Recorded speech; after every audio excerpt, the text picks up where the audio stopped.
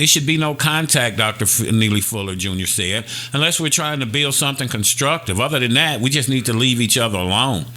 And if we not doing anything constructive, we need to separate from each other, because we're helping our enemies keep us divided by doing the work. But do black people ever have a code?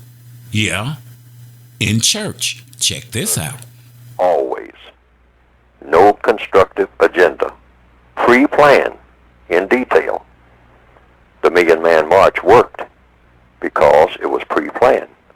So what about it was of constructive value, and So what everyone about the understood that. What See, about it's the not black something church? that's in the people by nature.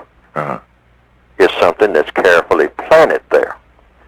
So you can plant, you can remove that, if no more than just temporarily, by having a plan.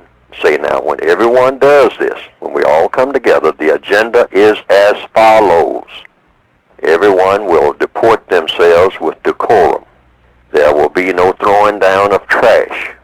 Mm-hmm. And if you happen to throw some down or see some that's been thrown down, pick it up and put it in a receptacle. Now see, this is a pre-plan. Now black people work very well. This is why the churches, for the most part, work. When black people come to church, they have a code. That's what I was going to ask you about the black So church. black people, when black people at least come to church, they at least have an agreement in advance. Mm-hmm. So we're going to kind of act like for a few hours we have some sense. Mm-hmm.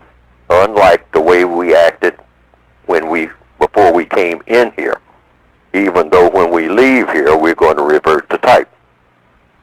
But for 2 or 3 hours, we're going to go according to the little code that we have set up about the way you conduct yourself during these services.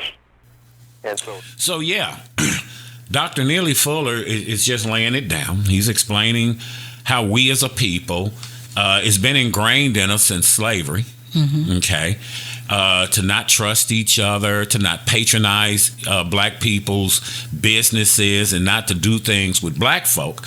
But by the same token, they said when all those lynchings were going on back in the day, they were lynching businessmen. Because Mr. Charlie didn't want you in his store. Right. So everybody went to Mr. Brown's store, even though Mr. Brown didn't have everything Mr. Charlie had. But at some point, Mr. Charlie got to feed his family too.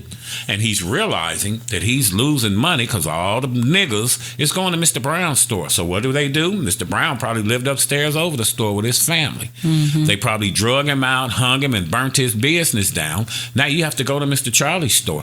The thing we have in our community, it's called the bad mother sucker mentality. And that's a problem in the black community.